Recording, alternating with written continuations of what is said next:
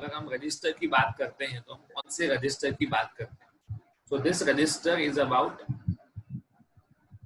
The making the details or keeping the details of shareholders, members, debenture holders, deposit holders.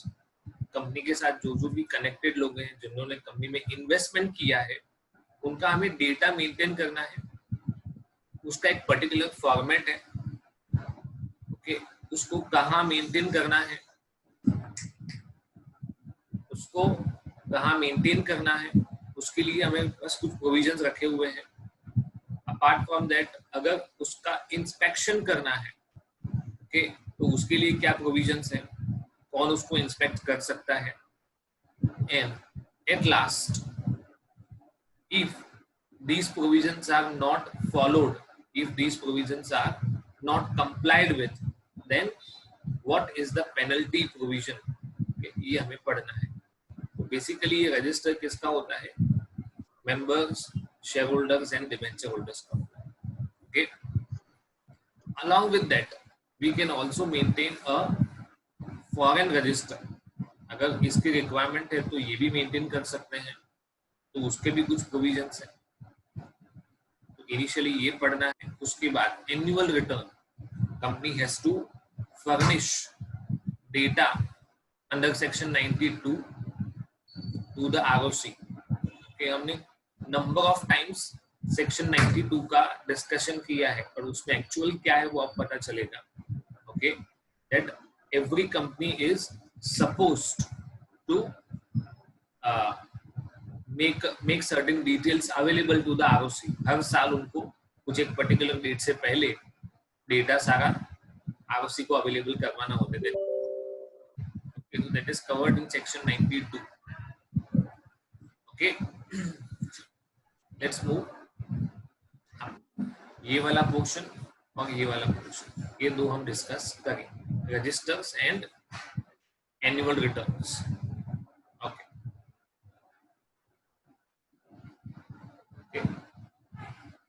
सो इसके लिए कौन से sections हैं और कौन से रूल्स हैं? इस चैप्टर के लिए रूल्स कॉमन रहेंगे, companies management and administration rules 2014।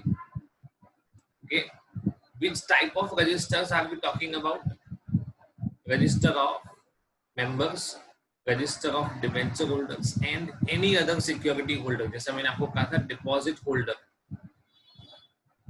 Okay,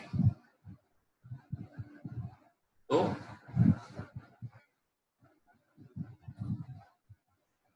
इनका भी आपको रजिस्टर मेंटेन करना है। तो उसके लिए कौन सा फॉर्म है? देखो, MGT1 for members, MGT2 for debenture holders and other types of deposit holders. Rule 5 gives you guidance about how to maintain a register। Index, इसके बारे में हम सब लोग जानते हैं, नॉर्मली हम सब लोग इसको मेंटेन भी करते हैं, है ना। आपने आपके नोटबुक के फर्स्ट पेज पे ये दिया जाता है। इन अ सिमिलर मैनर कंपनी में भी ऐसा इंडेक्स मेंटेन करना पड़ता है ताकि हम शेयर होल्डर, मेंबर या डिबेंचर होल्डर या डिपॉजिट होल्डर के बारे में आसानी से इंफॉर्मेशन पता कर सकें। ओके, जैसे आपको देखना है कि आपने कौन सा चैप्टर कौन से पेज पे लिखा है, तो आप चैप्टर वाइज लिस्ट बनाते हैं कि आपकी बुक में भी, है ना, इन द इनिशियल पेजेस एक इंडेक्स होता है, कौन सा टॉपिक कौन से पेज पे डिस्कस किया हुआ है। Okay, all these things are there. Okay, section 89, declaration irrespective of beneficial interest. ये बेनिफिशियल इंटरेस्ट क्या है वो समझेंगे, सिग्निफिकेंट बेनिफिशियल ओनरशिप क्या है वो समझेंगे, पावर टू क्लोज रजिस्टर, इसके बारे में मैंने थोड़ा सा आपको हिंट दिया था कि जब भी company right issue, bonus issue या डिविडेंड डिक्लेयर करने वाला होता है, at that time the company has to close its register for certain number of days, जिसका उनको पब्लिक नोटिस भी देना पड़ता है। ओके, ये इंपॉर्टेंट सेक्शन है। This is one of the important and very much practical sections, इसके बारे में न्यूज़पेपर में आप नंबर ऑफ टाइम्स देखोगे। अगर आप इकोनॉमिक टाइम्स पढ़ते हो तो इसके बारे में आपको नंबर ऑफ टाइम्स इंफॉर्मेशन मिलेगा। ओके, सबसे पहला है register of members, section 88। Okay, every company, this is applicable to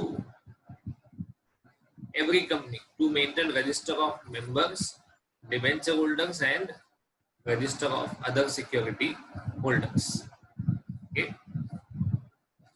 to be maintained, and that the holding of each class of equity and preference, equity तो equity में अलग अलग class के shares हैं, प्रेफरेंस है तो प्रेफरेंस में अलग अलग क्लास के शेयर्स हैं, उनका सबका डिटेल, ओके, चाहे वो मेंबर इंडिया में है या इंडिया के बाहर है, ओके, उन सबका डेटा मेंटेन करना पड़ेगा इन अ सेपरेट मैनर। सारा डेटा इंडिविजुअली आपको पता चलना चाहिए। ओके, तो अगर कोई इंडिया में मेंबर है तो उसका डेटा अलग, इंडिया के बाहर है तो उसका डेटा भी अलग।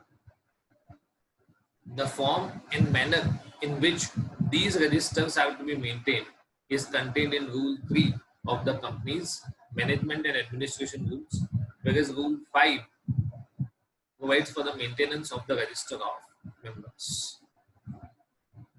Okay, ये फॉर्म है, ओके, ये मेंटेनेंस है, ओके, इसके बारे में डिटेल में पढ़ते हैं।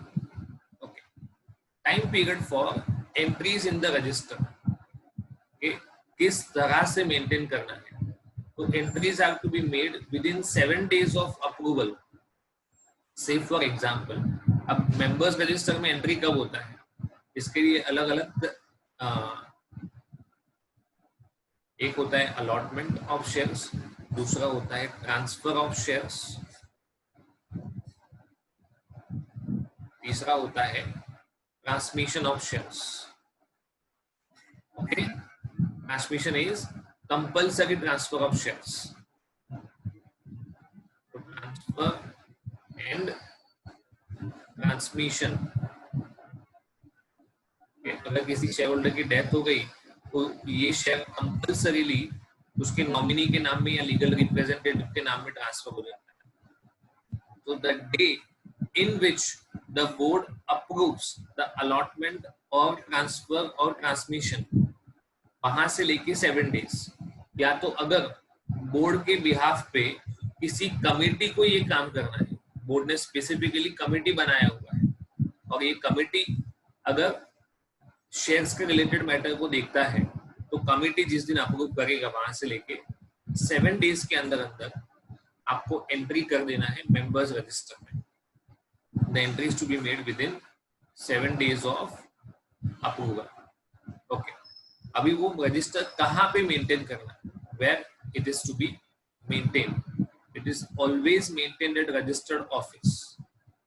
सबसे पहला प्रायोरिटी या प्रेफरेंस यही होना चाहिए, unless a special resolution is passed in the general meeting authorizing the keeping of register at any other place within the city, town or village in which the registered office is situated, or any other place in India in which more than 1/10 of the total members entered in the register of members reside।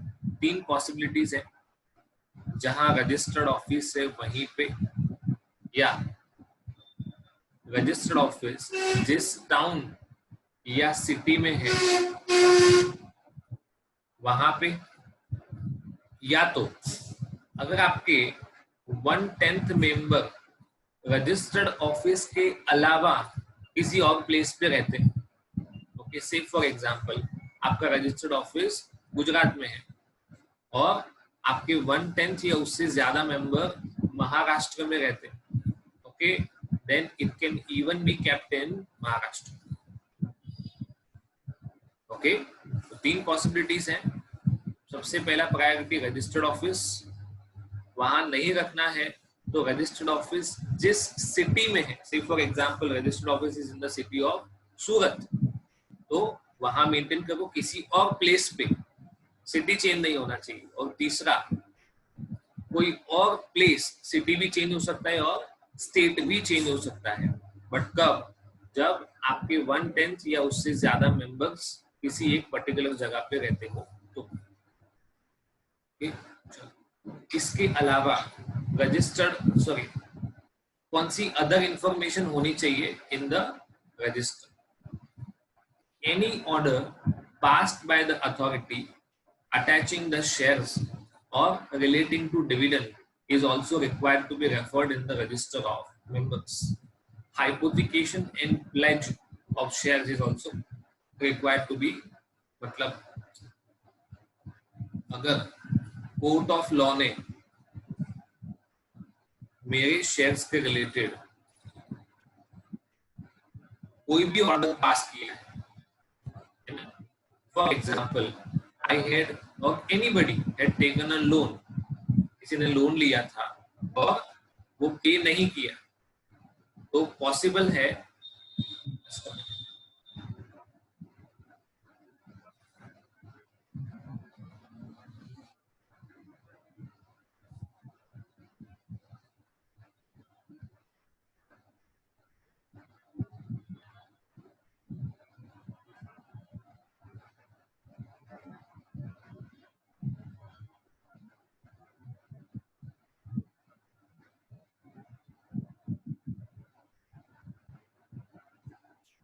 anybody has taken a loan, okay, and the loan is not repaid, the person has become insolvent, तो उसकी जितनी भी property हो जाएगी वो attach होगा, वो tangible है, इनटेंजिबल है, मूवेबल है, इमूवेबल है, कोई भी प्रॉपर्टी है, कोर्ट ने उसको अटैच करने का ओके ऑर्डर दे दिया है, तो ये शेयर भी अटैच हो जाएंगे, और जब तक फाइनल डिसीजन नहीं आएगा तब तक ये शेयर किसी और को बेचे नहीं जा सकते, इस पे लियन एक्सरसाइज हो जाएगा।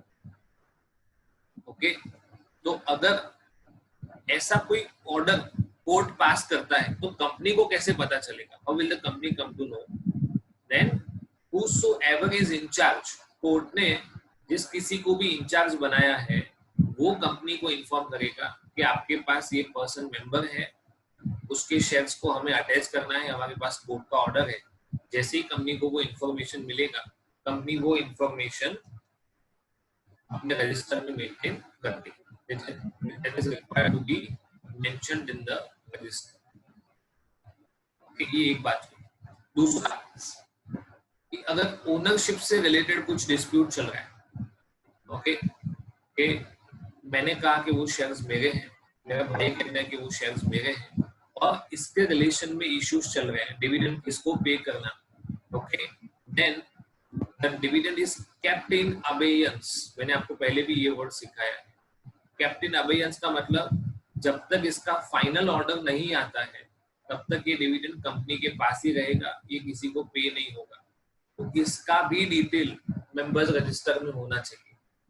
तीसरी बात, अगर मेंबर ने इन अपने पास जो भी सिक्योरिटी है, शेयर्स है या डिवेंचर है, उसको किसी बैंक या फाइनेंशियल इंस्टीट्यूशन के पास प्लेज किया हुआ है और उसके ऊपर लोन लिया हुआ है, तो ये लोन का डिटेल भी रजिस्टर में होना चाहिए। मतलब शेयर से रिलेटेड कोई भी इंफॉर्मेशन है, additional information, and it must be kept in the register.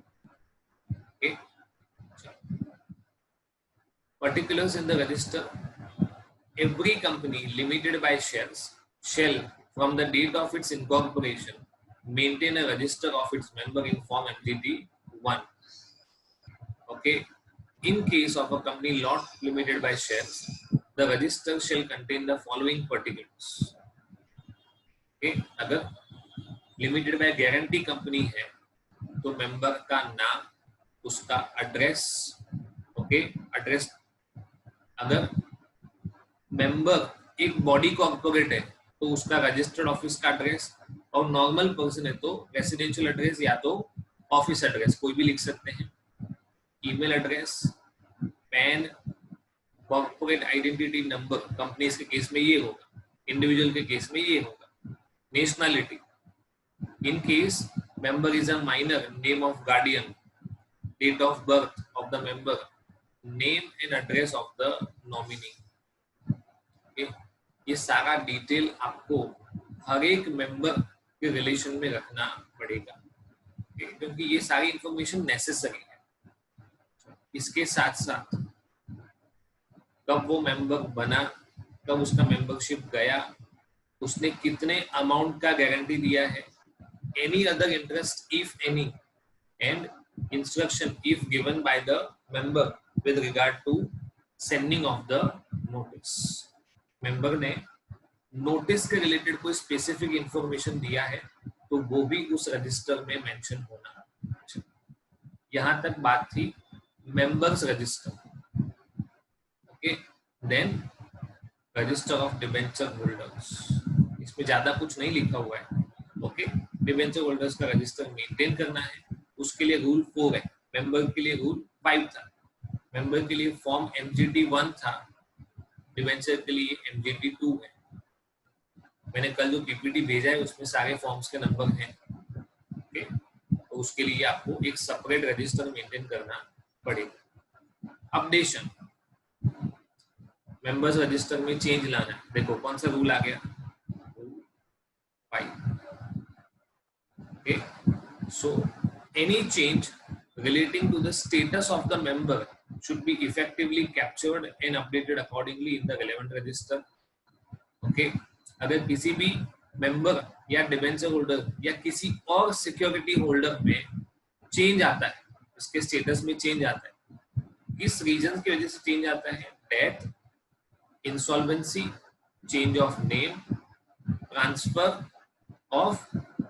To investor education and protection fund, or due to any other reason, entries shall be made in the respective register. Okay, transfer to investor education protection fund में कब जाएगा, जब कुछ एक particular period तक, है ना, वो सारे शेयर्स अनक्लेम्ड रहते हैं। क्या कहते हैं, अनक्लेम्ड। कोई भी उसके बारे में डिविडेंड या बोनस या राइट शेयर्स क्लेम नहीं करता है, remains unclaimed for a certain number of years, usually 7 years. अगर 7 साल तक ये पैसा या शेयर्स या डिविडेंड अनक्लेम्ड रहता है, then all the amount will be transferred to investor education and protection fund. तो कौन से रीजन की वजह से चेंज आया है, death, insolvency, change of name, transfer to IEPF और एनी अदर रीजन, कोई भी रीजन हो और उसकी वजह से मेंबर का स्टेटस चेंज होता है, then it should be effectively recorded. Okay, next is index. जितने भी लोग हैं, मतलब समझो कि 1 करोड़ शेयर होल्डर्स हैं, तो उनका इंडेक्स होना चाहिए। इंडेक्स का बेसिक मीनिंग क्या है, what is the basic meaning? Okay, आपने कौन से शेयर होल्डर को कौन से पेज पे रिकॉर्ड किया है, बेसिकली यही होता है ना। आपका लेजर इतना बड़ा है जिसमें 1 करोड़ नहीं 5 करोड़ शेयर होल्डर्स होंगे तो भी उसमें रिकॉर्ड करना पॉसिबल है, बट मुझे एटलीस्ट ये तो पता होना चाहिए ना कि कौन से शेयर होल्डर का अकाउंट मैंने कौन से पेज पे मेंटेन किया है, उसमें डेबिट क्रेडिट कौन से पेज पे होगा, वो सारा डेटा कहाँ पे मेंटेन होगा, इंडेक्स में। बेसिकली उसको फोलियो नंबर कहा जाता है। नॉर्मली हम लोग क्या कहते हैं, फोलियो नंबर। पेज नंबर नहीं बोल के क्या बोलेंगे, फोलियो नंबर। ओके, कौन से कंपनी में इंडेक्स का रिक्वायरमेंट नहीं है, जहां पे मेंबर्स 50 से कम है, उनको इंडेक्स मेंटेन करने की जरूरत नहीं है, वो तो सिंपल है, आसानी से मिल सकता है। एंड वन मोर थिंग, ये इंडेक्स नॉर्मली कंपनी को मेंटेन करना होगा, बट इफ द इंडेक्स, क्योंकि यही इंडेक्स NSDL भी मेंटेन करता है, the same index is also maintained by NSDL, national securities and depositories limited, और CDSL, central depositories and securities India limited.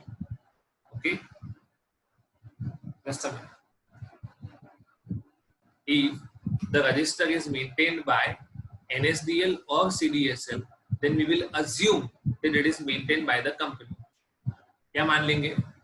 It is maintained by the company. Okay? किसी को यहाँ तक डाउट है तो पूछो.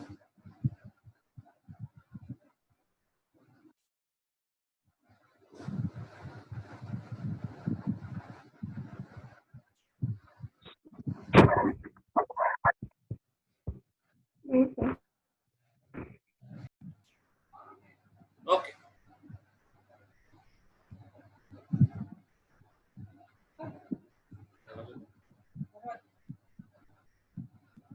Register index of beneficial owner to be maintained by a depository.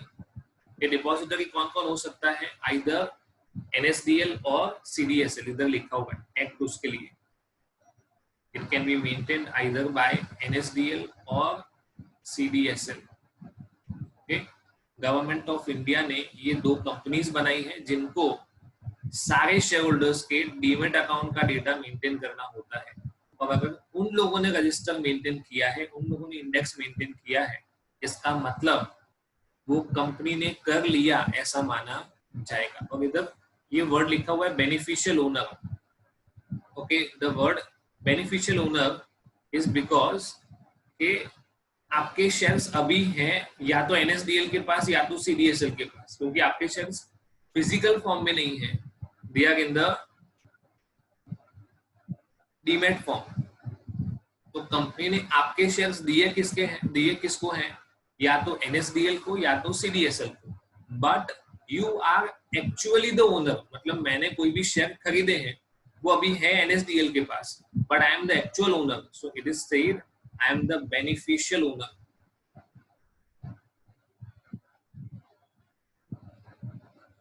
हम income tax में यूनिट 4 पढ़ेंगे ना, उसमें चैप्टर है कैपिटल गेन्स, उसमें इसके बारे में ज्यादा डिस्कशन है कि बेनिफिशियल ओनर किसको कहा जाता है. ओके, तो अभी डिपॉजिटरी का आपको पूरा डिटेल यहाँ पे एक्सप्लेन किया हुआ है. किसी को डिपॉजिटरी ना समझ में आता हो तो पूछो.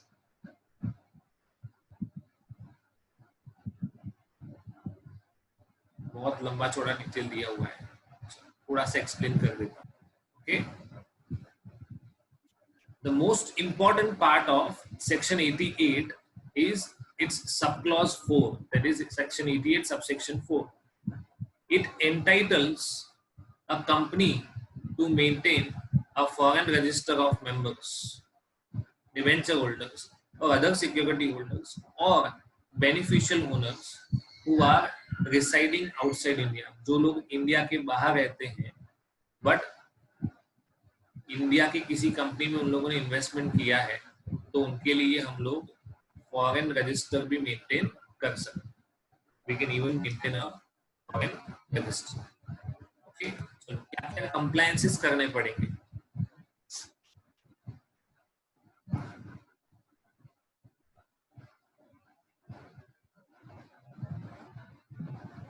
A company which has share capital or debentures or other security, अगर उनका आर्टिकल्स ऑफ एसोसिएशन उनको परमिट करता है, then in any country outside India a part, देखो फुल नहीं बोला है, क्या बोला है? A part of the register of members as the case में बी. जो लोग भी इंडिया के अलावा किसी और कंट्री में रहते हैं उनका रजिस्टर हम इंडिया के बाहर मेंटेन कर सकते हैं, बट कहाँ पे ऑथोराइजेशन होना चाहिए? Articles of association. Okay, articles of association में प्रोविजन है, आपने फॉरेन रजिस्टर ओपन कर दिया तो जिस दिन आपने ओपन किया उसके 30 डेज के अंदर अंदर आपको आरओसी को बताना पड़ेगा. ओके, और कौन से प्लेस पे आपने ये रजिस्टर ओपन किया है वो भी बताना पड़ेगा. The place at which you have maintained the register, वो प्लेस का नाम भी बताना पड़ेगा. ओके,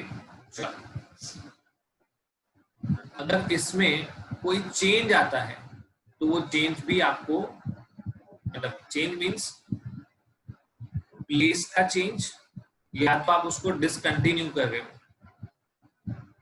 आपने स्टार्ट किया था मेंटेन करना, ओके, वो किसी एक्स प्लेस पे किया था, अभी वो प्लेस चेंज होके वाई हो रहा है, तो उसका इंफॉर्मेशन, या तो आप इसको क्लोज कर रहे हो, you are stopping to register maintain the foreign register, आपने फॉरेन रजिस्टर मेंटेन करना बंद कर दिया, तो जिस दिन आपने ये एक्टिविटी किया है वहां से लेके 30 डेज में आपको आरओसी को इन्फॉर्म करना पड़ेगा। Foreign register is deemed to be part of principal register of company, okay, उसका फॉर्मेट भी सेम होना चाहिए, shall be open for inspection and may be closed, close भी कर सकते हैं, उसकी कॉपीज भी निकाल सकते हैं और वो कॉपी इंडिया में अवेलेबल करवा सकते हैं, ओके। अगर हम मेंबर्स रजिस्टर क्लोज करने वाले हैं, मैंने बताया था क्लोज क्यों करने वाले, डिसकंटिन्यू नहीं करें, क्लोज करें, okay, for certain days only. Why it is to be closed? हम राइट शेयर्स, बोनस शेयर्स या डिविडेंड डिक्लेयर करने वाले हैं, तो उसके कुछ दिन पहले आपको मेंबर का रजिस्टर क्लोज करना पड़ेगा, ओके। आगे सेक्शन 91 आएगा तब क्लियर होगा आपको। तो you are closing the register of members for certain days. अगर इंडिया में क्लोज करोगे तो इंडिया के न्यूज़पेपर में आप सर्कुलेशन दोगे at least 7 days before, okay. India में अगर आप रजिस्टर क्लोज करने वाले हो तो इंडिया में नोटिस देंगे इंडियन न्यूज़पेपर, बट अगर फॉरेन रजिस्टर क्लोज होने वाला है तो फॉरेन में जो ज्यादा सर्कुलेट होने वाला न्यूज़पेपर है वहां पे आपको ये नोटिस देना पड़ेगा कि हम आज से कुछ दिन बाद मेंबर्स रजिस्टर या डिवेंचर होल्डर्स रजिस्टर या डिपॉजिट होल्डर्स रजिस्टर को बंद करने वाले हैं, okay, for certain number of days, okay. If any such register is kept by a company outside India, the decision of the appropriate competent authority in regard to the rectification shall be binding, okay. हमने इसके लिए एक appropriate authority भी बनाया होगा और वो कहेगा कि ये इस तरह का चेंज होना चाहिए, तो उस चेंज को हम लोग फाइनल मानेंगे, no doubt with that thing or no arguments with that thing. Entries in the foreign registers कब होगा? Once the board approves or the committee approves. ये सबसे पहला प्रोविजन हमने देखा था, okay? The company shall, just a minute, okay, यहाँ से आगे कंटिन्यू करते हैं, ज्वाइन करो फिर से।